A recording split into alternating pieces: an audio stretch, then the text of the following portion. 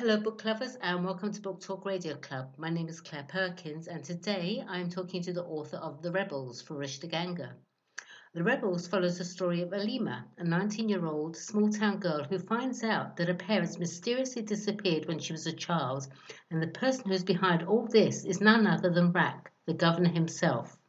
While her grandfather wants her to stay away from trouble, she still makes one promise to herself: to fight for justice. Hi, Farishta. First of all, welcome and thank you for coming back on Book Talk Radio Club. Hi Claire, thank you for having me again. Pleasure.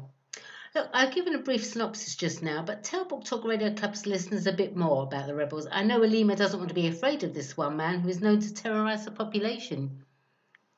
The Rebels is a young adult crime story with a light touch of romance, and it follows the story of Alma, a young girl who has been brought up by her grandfather. Like you mentioned, she is from a small town, but she's very modernized and headstrong in life. And of course, the one thing she cannot tolerate is injustice, especially towards her grandfather. So when she finds out about the disappearance of her parents and the fact that grandfather has been threatened for his entire life by the governor Rock, she decides to take over and starts to fight for justice. Right. So that's where the pace of the story picks up. I was going to ask, where did the character of Alima come from? But I have a funny feeling there's quite a bit of you in that character. Actually, Alma has always been a character who has come to my mind when I've had story ideas. So when I decided to write about her journey, I just had to make her become alive in my own mind and let her guide me through her story. Right, right. But there's definitely a bit of you in her. I can sense it from your voice. That's funny because my son, who always sees the book cover, he always looks at the face of the girl and says, "Mommy, is that you?" And I keep telling him, "No, it's not me." Elena's grandfather, is he the amalgam of all grandfathers or someone close to you? There's a bit of both actually, because I feel very close to my own grandfather. So the way I wanted to portray Alma's grandfather was to show how kind and generous grandparents can be. Like here in Alma's story, he's always been around for her and has protected her in every way he can to give her the best life possible. Right. And I feel that nowadays some youngsters take these kind of things for granted. Yes. And they don't want to spend as much time as they should with the most loving relatives they could have. So that's the kind of message I wanted to pass over in The Rebels. Oh, that's lovely. That's lovely. Your story is set in the imaginary country of Kanga. Why a fictional country?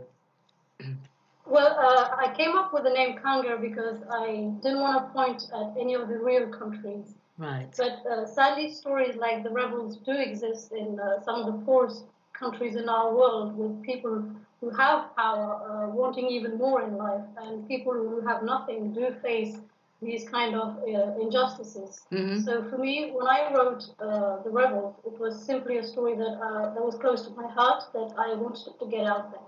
Right, right. Although The Rebels is aimed at the young adult reading audience, are you finding other age groups enjoying the book as well? Yes, I have actually. In fact, most of my readers have been older, and I feel that they've enjoyed the story far better than my young adult audience. So I'm really pleased with that. Yeah. So you've got a new target audience there. Yes. Well, one that you didn't expect. Well, that's always good, isn't it? Well, congratulations. I Exactly. see you're receiving reviews over on Amazon, including, wow, such a gripping story about a group of rebels. Tell me, as an author and a new author, what was the best moment for you, the first sale or the first feedback, and why? Well, to me, it'll always be the first feedback because it's what I enjoy the most. Of course, being able to sell my books would be great, but I'd rather have people liking the storyline of my books because that's what helps me as a writer to be to write other stories and know that I have an audience who will appreciate my work. Yeah, yeah, I have to agree with that definitely. Yeah. You're an avid reader of young adult books. What made you decide to write your own? Like I said previously, The Rebels has always been a story I wanted to share. because I felt that there was a lot to tell, be it on the crime side or just the simplicity of the love story between Alama and her love interest in this book. Yeah. But I also did it for myself because I wanted to know more about Alama and what will happen to her when she starts her journey. Right. So that's how I got right. Okay. You've got 2 young children. What do they think of their mummy being an author? Well, my son is only 4, Oh. and he can recognize the book, the cover of my book when he sees copy. Yeah. But my daughter's really funny because she's 7 and she's just beginning to read on her own. But she likes telling me off when she looks through the pages of the Rebels. She doesn't like that the fact that my name is on the book cover. So she says things like, "I don't understand why you wrote this book, but you didn't put my name next to yours." So we always have a good laugh at that. Oh, I think you're going to have a co-author there as she grows up. Yes. And when I asked her if she'd like me to write a story with her name in it, she said, "No, I don't want to be in the story. I want to be on the front cover." Oh, fair enough. Yes. Do you find you have to be very strict with yourself when it comes to the writing? I mean, it must be hard with 2 kids demanding your attention. Yes, it can be hard, especially during my children's half term when they're at home all the time. But I try not to write when they are around. So even if they're growing up fast and now understand that I need to work, I still take those days off because I want to spend time with them too. Sure. Well, Also, if I get to the moment when I feel I can't carry on writing, then I try not to be too strict on myself because it makes it harder to concentrate. yeah, exactly. And talking of which, and how's the sequel to The Rebels coming on? I know you were experiencing a bit of writer's block in the summer, weren't you?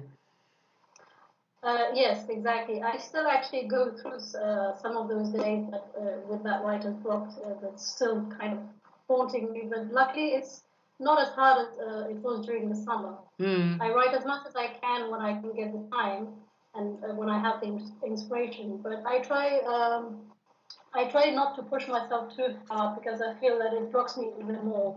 But the Right. sequel is moving forward. It's slow, it's going really well. Good. Good for you. And will you be writing more for young adults or trying a different genre in the future? Well, I have some ideas for 2 other books, but I don't quite know which genre they will fit into. So I'll just have to see once I have started drafting them. Fair enough. Fair enough. And where can Book Talk Radio Club's listeners purchase The Rebels?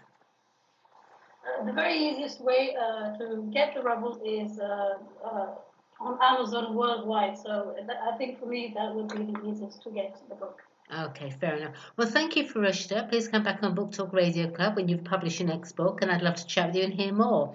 In the meantime, good luck for the future, and thank you, everyone, for listening to Book Talk Radio Club. Thank you, Ferishta. Thank you very much, Claire. Okay.